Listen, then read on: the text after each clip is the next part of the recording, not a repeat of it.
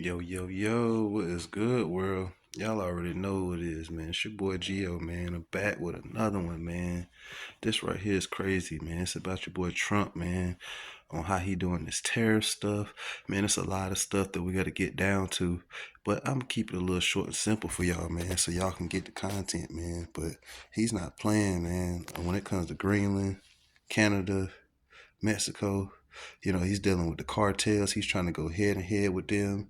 What y'all think about this whole entire situation, man? The tax, the tariffs, like, dude he done signed over 200 laws, man. He's trying to put in place, man, and it's crazy. Like, this dude, most people think like, oh yeah, it's Hispanics he's trying to deport. It's everybody, you know.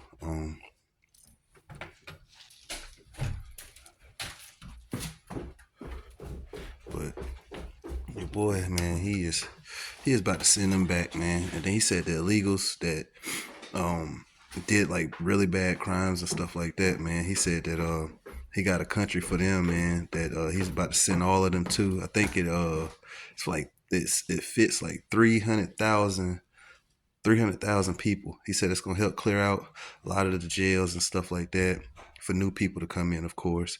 But he said that, he need those guys and gals far away from the countries and stuff, man, that he deal with in our country as well, man. He said he want to send them away. What's y'all take on that, man? What's y'all take on this tariffs, man? Do y'all think we're gonna have problems with a lot of the resources? Do y'all think Trump he done crossed his T's and dotted his I's and got it set for success for us? I mean, what are we looking at? What's y'all opinion on this, man? This right here is some explosive content, man. I got to give y'all, man. And like I said, I'm going to keep this one short, man. I want y'all to check this whole thing out, man. This is crazy, man. Like, I'm not going to say everything because it's going to be pointless. Y'all check this one out. Let me know what y'all think in the comments, man. Hit that like button. Hit that share button, man. Subscribe to the channel, man.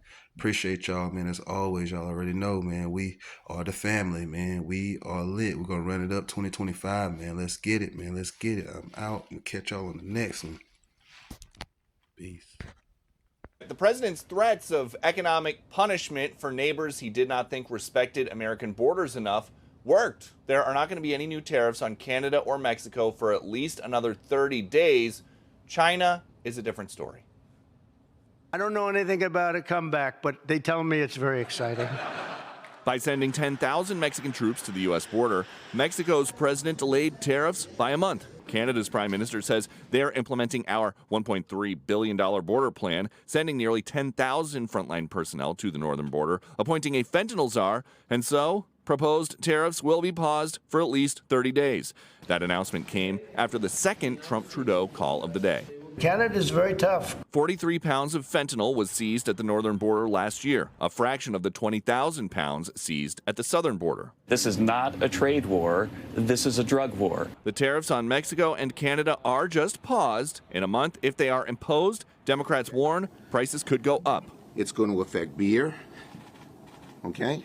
It's going to affect your guac. The president's team argues that's not as important as stopping fentanyl components. Anybody who's talking about inflation right now is dishonoring the men and women and children who have died at the hands of Chinese, Mexican, Canadian fentanyl coming across our borders. And that'll be subject of a White House Beijing call within 24 hours about planned tariffs on China that will start at 10%. China hopefully is going to stop sending us fentanyl, and if they're not, the tariffs are going to go substantially higher. 中方一贯坚决反对美方泛化国家安全概念，划设各类名目的歧视性清单，无理打压中国企业，遏制中国高质量发展。中国人民的发展权利不可剥夺，不容无视。我们敦促美方立即纠正错误做法，立即解除对中国企业的非法单边制裁和长臂管辖。中方将采取必要措施，坚决维护中国企业的合法权益，维护自身正当发展权利。 Trump's classification of Mexican cartels as terrorist organizations has triggered a massive escalation. Intelligence reports indicate cartel groups are stockpiling explosives along Texas border and refining paramilitary tactics. Mexico's President Claudia Sheinbaum is seeking a close coordination with Washington, but if negotiations fail, the United States may consider large-scale military operations. Cartel networks maintain strongholds in California, Texas, Arizona, and expand distribution hubs in cities like Chicago and Atlanta. Estimates suggest these organizations generate over $20 billion annually through drug trafficking, illegal weapons sales, and money laundering. Their activities impose an economic burden of up to $200 billion, including costs for law enforcement, incarceration, and health care. Experts estimate that dismantling these networks could require 100,000 troops and cost around $50 to $60 billion. We don't need their milk. We got a lot of milk. We don't need their cars. You know, they make 20% of our cars. We don't need that. I'd rather make them in Detroit. We don't need their lumber. We have massive fields of lumber. We basically protect Canada. I love the Canadian people. They're great. But we're spending hundreds of billions a year to protect it, doing it because of habit. And we're doing it because we like our neighbors, and we've been good neighbors. But we can't do it forever. 2 hours later. I am announcing Canada will be responding to the U.S. trade action with 25% tariffs against $155 billion worth of American goods. Dollar for dollar, tariff for tariff. The federal government has my full support to hit back and hit back hard. A few moments later. Canadian food companies are moving production to the U.S. Trump's 25% tariffs on Canadian imports, and Canadian food companies say that they can't afford to stay. Flourish Pancakes and Midday Squares, which are two of Canada's fastest-growing food startups, were set to expand their operations here. But with U.S. sales making up most of their growth, they're now looking at Ohio, Wisconsin, and Missouri instead.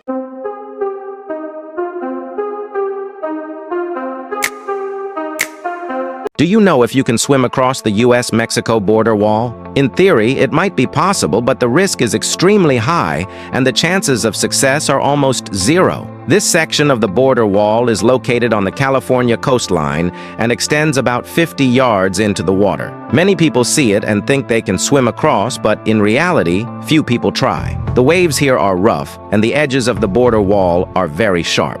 In addition, this area is considered one of the most dangerous beaches in the world, and many people have drowned, which poses a great safety hazard. Even if you are lucky enough to swim across, this area is closely monitored, and illegal crossers are very likely to be arrested.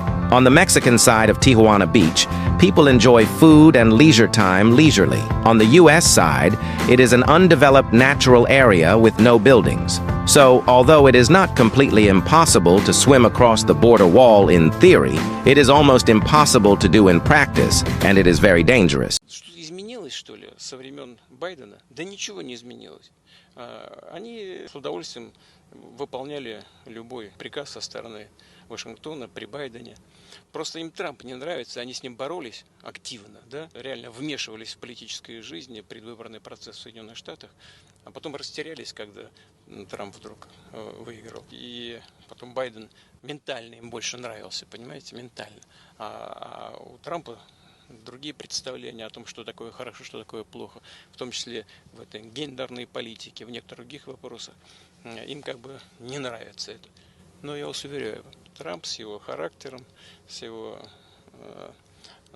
настойчивостью, он наведет там порядок довольно быстро. И все они, вот увидите, это произойдет быстро, скоро, все они встанут у ноги хозяина и будут нежно помахивать хвостиком. Could Mexico defend against the United States? It takes less than 60 seconds to see the reality. First, the U.S. has a crazy 1.3 million active troops, compared to Mexico's 260,000. In reserve forces, the U.S. holds 800,000, while Mexico only has 95,000. For tanks, the U.S. has 4,600, whereas Mexico doesn't even have one. Defense budgets? The U.S. spends over $800 billion annually on defense, while Mexico's spending is about $7.5 billion. But when it comes to nuclear weapons, the U.S. has more than 5,200, and Mexico has none. And aircraft carriers? The U.S. operates 11, while Mexico has 0. Sadly, the air power could be the worst part. The U.S. fly around 13,000 aircraft, including fighters like the F-22 Raptor. Mexico's total is 200 planes, with no fighter jets.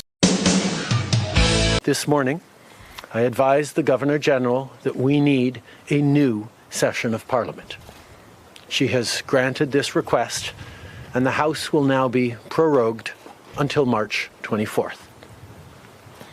Over the holidays, I've also had a chance to reflect and have had long talks with my family about our future. Throughout the course of my career, any success I have personally achieved has been because of their support and with their encouragement. So last night over dinner, I told my kids about the decision that I'm sharing with you today. I intend to resign as party leader, as prime minister, after the party selects its next leader through a robust, nationwide, competitive process. Last night, I asked the president of the Liberal Party to begin that process. This country deserves a real choice in the next election, and it has become clear to me that if I'm having to fight internal battles, I cannot be the best option in that election. This is the construction process of the U.S.-Mexico border wall. Do you know why they chose to use giant metal fences to build it? If you look closely, you'll notice that the wall is mainly made of metal panels. These metal bars are crafted from sturdy materials and are deeply anchored into a concrete foundation. The lower part consists of 8-meter steel pipes, topped with over 1 meter of steel plates. Even if someone manages to climb the steel pipes, they can't get over the flat steel plates because there's nothing to hold on to. This creates a barrier that's difficult to climb or cut through, effectively preventing unauthorized crossing. The open design allows Border Patrol agents to see through to the other side, making it easier to monitor activities and respond quickly to any issues. It also allows air to flow through, reducing wind resistance and enhancing the structural stability of the wall. The modular design simplifies the construction process and reduces costs. Additionally, this design avoids creating a completely closed barrier, which is a more humane approach. I think this is a fantastic law. It is time to start enforcing the laws that are on the books instead of the state and local officials legislating from their own little tiny offices. It's an awful law because it's nothing more than a legal way for law enforcement to racially profile Mexicans and Hispanics. I would say to the Hispanic and Mexican community, what you got to do now, hook up with the black community and unite in political power, because if Mexicans and black people unite in Texas, we can control the governor, we can control the lieutenant governor, and we can control politics in Texas, period. I'm saying to the Latino brothers and sisters, don't fight them by yourself. If you hook up with black people and we unite, I'm telling you, we can run Texas and then pass laws to deal with those who hate us. You're advocating for criminal activity, Quanell. These people are not here lawfully. They need to do what our ancestors did, what many Mexicans have done. No, wait a minute. Many, don't interrupt Your me. ancestors came here illegally.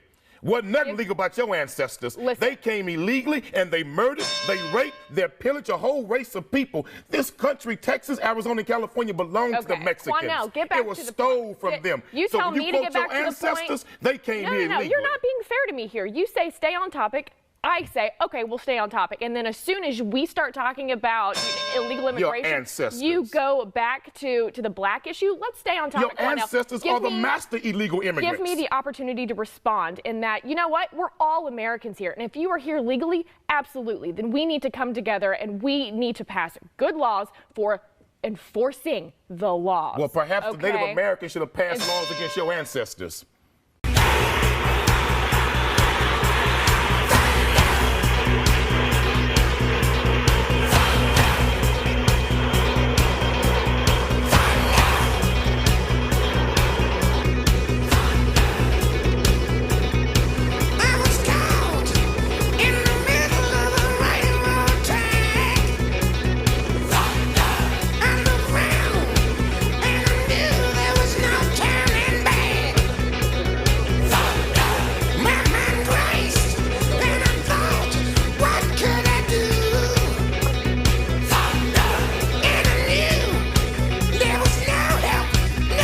a Donald Trump presidency, we will finally evict all of these illegal aliens that are coming here and stealing jobs from Americans.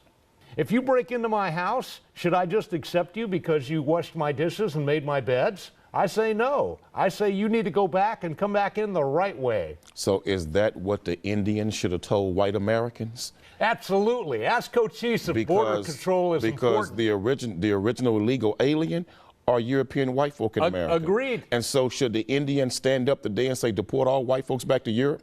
Well, should we learn something from their mistake? Because we are here now. Or should you learn something from their compassion to give other people an opportunity like was given to you and your ancestors? Learn from their compassion. That's what you should learn from. I say learn from their mistakes. Ask Geronimo if taking care of your borders is important. We need to do that now. And I agree with Cochise, Geronimo, and Sitting Bull. Letting in the white man was the worst mistake that the Indians ever could have made. I agree with you. That was one of the greatest mistakes. Even right there in South Africa, they got a similar problem. Listen, there is no such thing as an illegal Mexican immigrant coming into Texas because they're only coming home. Texas, Arizona, and California was stole from the Mexicans. Don't start this that nonsense. All belonged to them. So they're only coming home, and then here it is, you white folks stole the land from the Indians, but yet you're the natural, real illegal immigrant. So let's start with the things you said that are already wrong. First of all, they're coming here, they're not paying any taxes. You're telling me they're paying taxes? They're not paying taxes because nobody knows who the heck they are. No, they're not paying any taxes. Matt, when they buy a product, they paying a tax on it. Let's continue. When they buy a car, they paying a tax on it. You come into this country illegally. That is a law that you're breaking, and that's why they have to be sent back to wherever they came from. They want to come through the front door. That is the correct way to come in. And the city of Houston has to stop allowing this, or we're never going to get them to stop coming in here. Look, that's what we got to do. Follow the law. But Matt, where is the compassion that the indigenous Indians had for white people in this country? What do you keep going backwards? They let you all come in. What are you going backwards? And you came in and raised a whole lot of hell. Don't start called bringing up Mexicans history rapists. and trying to explain He called what's them going criminals. on today. Trump called the Mexicans illegal criminals coming into America. Well, the biggest illegal criminal ever come into America was white people. So you don't give a damn if people break into this country? I don't give a damn. I wonder what's going to happen when they come rob your house. I don't give a damn about hypocrites who came here illegally and stole all of this and now want to blame them for only coming back home. To all of the Mexicans, don't worry about this. Just keep having babies, and in 30 years, all these white folks will be under your control. To Americans, let's stand up and do what the hell we're supposed to do and stop letting the city of Houston be an open door. This ain't no sanctuary city. Don't listen to that. This is a real city. Just keep having babies, and at the end of the day, you'll run everything in Texas. Just keep having babies. Now you understand why I got to come here every single week, and I gotta go after this man and maybe get through that thick skull one day. In 20 years, you're gonna be the minority in Texas. Greenland's leaders offered Trump a major deal after a poll found that 57% of Greenland residents support joining the United States. Greenland's prime minister stated in a speech that the future of Greenland, whether it remains under Danish control, becomes independent, or joins the United States, should be decided by the people of Greenland. However, shortly after this speech, a poll conducted by Patriot Polling revealed that over 57% of the island's residents support joining the U.S. This development alarmed Danish leaders, who currently oversee Greenland, prompting them to discreetly reach out to the Trump administration. They conveyed that, as they understand it, Trump's primary motivation for wanting Greenland stems from national security concerns, particularly the fear that Greenland might be unable to prevent Russia from gaining control over vital Arctic shipping routes shared by the two countries. As a result, sources told Axios that Denmark is willing to make significant concessions. They proposed allowing Trump to substantially expand the existing U.S. military presence in Greenland in exchange for halting his efforts to take control of the island.